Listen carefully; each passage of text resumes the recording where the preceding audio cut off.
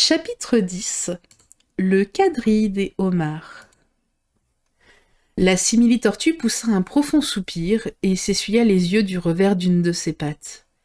Elle regarda Alice et s'efforça de parler, mais pendant 1 ou 2 minutes, les sanglots étouffèrent sa voix. « Pareil que si elle avait une arête dans la gorge, » dit le griffon. Et il se mit en devoir de la secouer et de lui taper dans le dos. Finalement, la simili-tortue retrouva la parole, et tandis que les larmes ruisselaient sur ses joues, elle reprit en ces termes. « Tu n'as sans doute pas beaucoup vécu dans la mer. »« Non, en effet, » dit Alice. « Et peut-être que tu n'as jamais été présenté à un homard. »« J'ai goûté une fois, » commença Alice. Mais elle s'interrompit brusquement et dit « Non, jamais. » De sorte que tu ne peux pas savoir combien le quadrille des homards est une chose charmante. « Certainement pas, » déclara Alice. « Quel genre de danse cela peut-il bien être ?»« Eh bien, » expliqua le griffon, « on commence par s'aligner sur un rang au bord de la mer. »« Sur 2 rangs !» s'écria la simili-tortue. « Tous tant qu'on est, les phoques, les tortues, les saumons, etc. Ensuite, quand on a déblayé le terrain des méduses qui l'encombrent, et cela prend généralement pas mal de temps, interrompit le griffon. On fait 2 pas en avant, avec chacun un homard pour cavalier, s'écria le griffon. Naturellement. Donc on fait 2 pas en avant vers son cavalier, puis on change de homard et on fait 2 pas en arrière, continua le griffon. Après cela, vois-tu, reprit la simili-tortue, on jette les homards, cria le griffon, en bondissant très haut, aussi loin que possible dans la mer. Et on nage à leur poursuite, hurla le griffon. On fait un saut périlleux dans la mer, vociféra la simili-tortue, tout en cabriolant comme une folle. Et on change de nouveau de homard, brailla le griffon. On revient sur le rivage et c'est tout pour la première figure, dit la simili-tortue en baissant brusquement la voix. Puis les 2 créatures, qui n'avaient pas cessé de rebondir dans toutes les directions d'une manière désordonnée, se rassirent, très tristes et très calmes, et regardèrent Alice. « Cela doit être une très jolie danse, » dit-elle impressionnée. « Veux-tu qu'on te montre un peu comment cela se danse ?» demanda la simili-tortue. « Oh, j'en serais ravie, » répondit Alice. « Essayons la première figure, » dit la simili-tortue au griffon. « Après tout, on peut très bien se passer de homard. Qui va chanter ?»« Oh, chante-toi, moi j'ai oublié les paroles, » répondit le griffon. Là-dessus, ils commencèrent gravement à danser en rond autour d'Alice, lui marchant de temps à autre sur les orteils quand ils passaient trop près d'elle, et battant la mesure avec leurs pattes de devant, tandis que la simili-tortue chantait ceci d'une voix lente et triste. Le merlan dit à l'escargot, « Pourriez-vous vous presser un peu ? Il y a un marsouin juste derrière nous, qui me marche sur la queue. Voyez avec quelle impatience les homards et les tortues s'avancent. Ils attendent sur les galets. Voulez-vous entrer dans la danse ? Voulez-vous, ne voulez-vous pas ?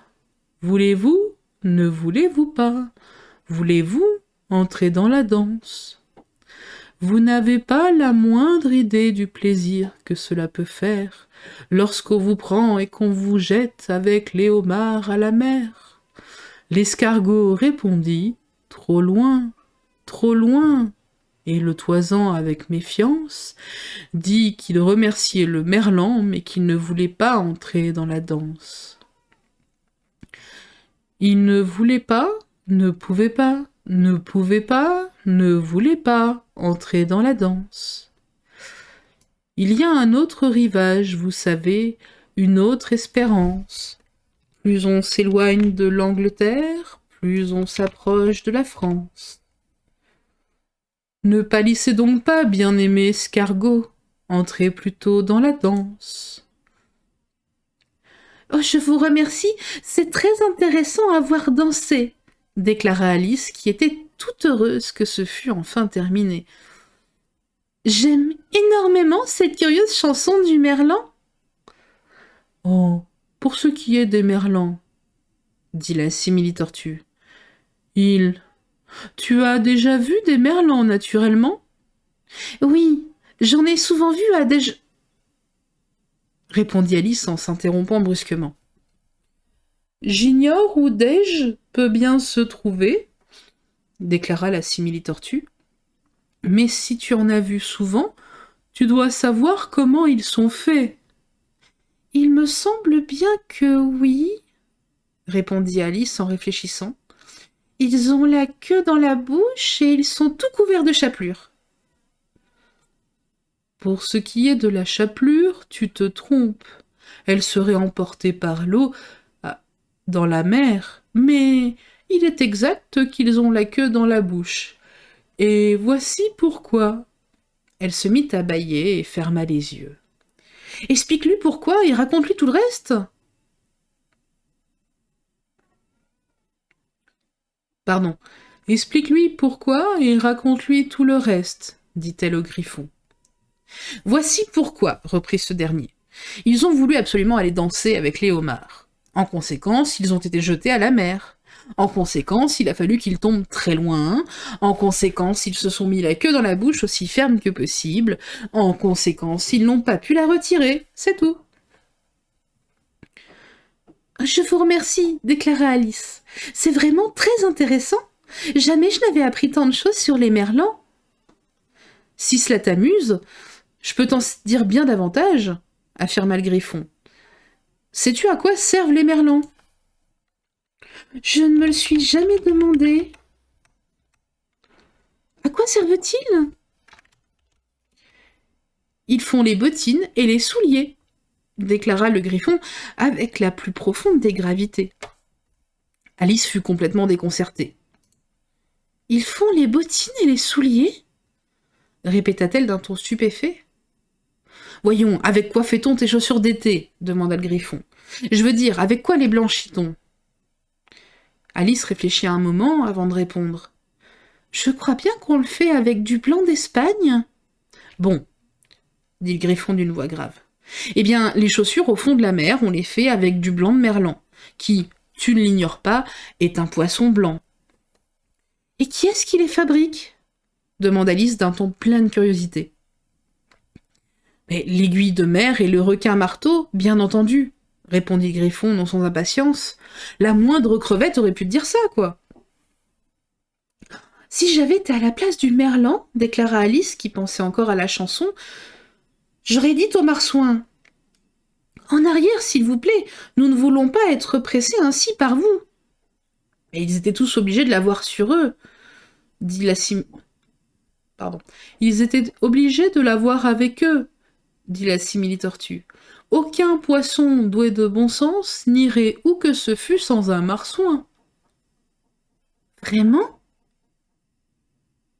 S'exclama Alice d'un ton stupéfait.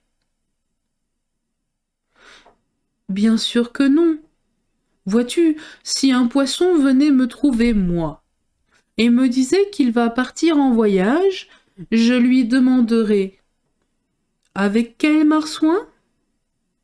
N'est-ce pas un autre mot que marsouin que vous voulez dire? Je veux dire ce que je dis, répliqua la simili-tortue d'un ton offensé. Et le griffon ajouta.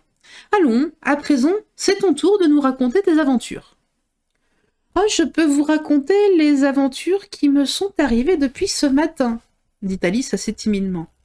Mais il est inutile que je remonte jusqu'à hier, car alors j'étais tout à fait différente de ce que je suis aujourd'hui. Explique-nous cela, demanda la simili-tortue. Non, les aventures d'abord, intervient le griffon d'un ton impatient. Les explications prennent beaucoup trop de temps. Et Alice commença donc à leur raconter ses aventures à partir du moment où elle avait rencontré le lapin blanc. Au début, elle se sentit un peu intimidée, car les deux créatures qui s'étaient mises contre elle, une de chaque côté, ouvraient de très grands yeux et une très grande bouche. Mais elle prit courage à mesure qu'elle avançait dans son récit.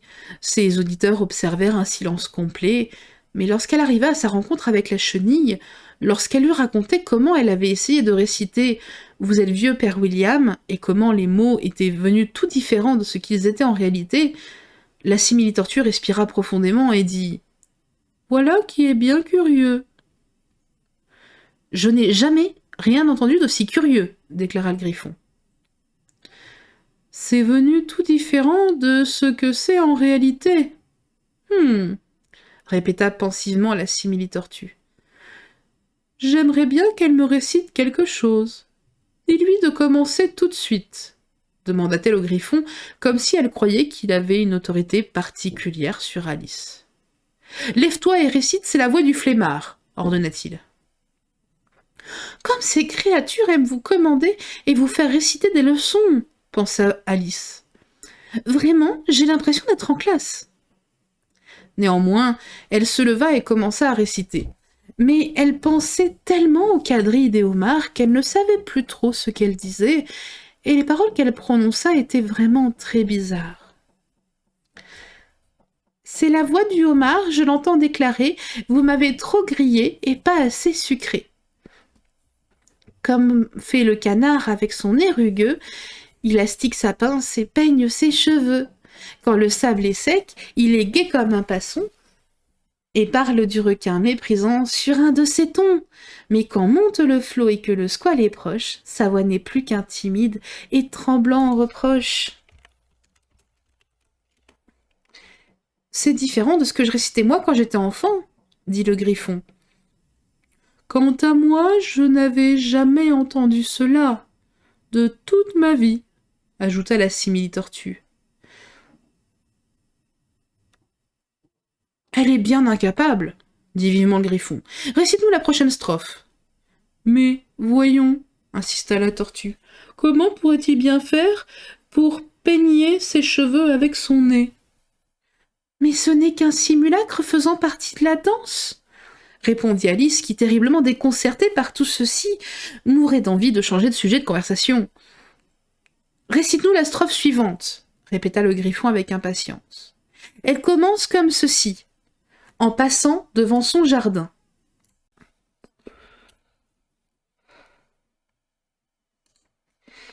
Alice n'osa pas désobéir. Bien qu'elle fût certaine que tout irait de travers, elle continua d'une voix tremblante. « En passant devant son jardin, je pus observer comment le hibou et la panthère se partageaient un pâté. La panthère prit la croûte, la viande et le jus, tandis que le hibou n'eut que l'assiette comme dû. Une fois le plat terminé, le hibou eut l'avantage d'empocher la cuillère en guise de potage, tandis que la panthère, dans un grondement, saisissait fourchette et couteau promptement. « À quoi cela sert-il de répéter toutes ces sornettes ?» dit la simili-tortue en l'interrogeant. « Si tu n'expliques pas au fur et à mesure ce qu'elles signifient. Jamais de ma vie je n'ai entendu quelque chose d'aussi déconcertant. »« Oui, je crois que tu ferais mieux de t'arrêter, » déclara le griffon, et Alice ne fut que trop heureuse de suivre ce conseil. « Veux-tu que nous essayions de danser une autre figure du quadrille des homards ?» poursuivit-il. « Ou bien aimerais-tu mieux que la simili-tortue te chante une chanson ?»« Oh, une chanson, je vous en prie, si la simili-tortue veut être assez gentille pour en chanter une. » répondit Alice avec tant d'empressement que le griffon grommela d'un ton légèrement offusqué. À chacun ses goûts, enfin, soit. Chante-lui soupe à la tortue, veux-tu, ma vieille ? Et la simili-tortue poussa un profond soupir et commença d'une voix entrecoupée de sanglots. Belle soupe onctueuse, odorante et verte, qui repose brûlante en la soupière ouverte. Que ne donnerait-on pour avoir l'avantage de te savourer, cher, délicieux potage ? Belle soupe, soupe du soir. Belle soupe, belle soupe, soupe du soir. Belle soupe, qui donc réclamerait poisson, viande ou œuf ou volaille, ou même venaison, qui ne renoncerait pas à tout ça pour dessous, d'une si admirable et délectable soupe, soupe, soupe du soir. Belle, belle soupe, soupe du soir. Répète le refrain, s'écria le griffon, et la simili-tortue avait commencé à le répéter lorsqu'elle entendit dans le lointain une voix qui clamait « Le procès va s'ouvrir !» « Arrive donc !» ordonna le griffon, et prenant Alice par la main, il s'en alla en toute hâte, sans attendre la fin de la chanson. « Et de quel procès s'agit-il » demanda Alice, toute haletante, sans cesser de courir. Mais le griffon se contenta de répondre. « Arrive !» en courant de plus belle, tandis que la brise portait jusqu'à eux ces paroles mélancoliques qui résonnaient de plus en plus faiblement. « Soupe, soupe, soupe du soir, belle, belle soupe !»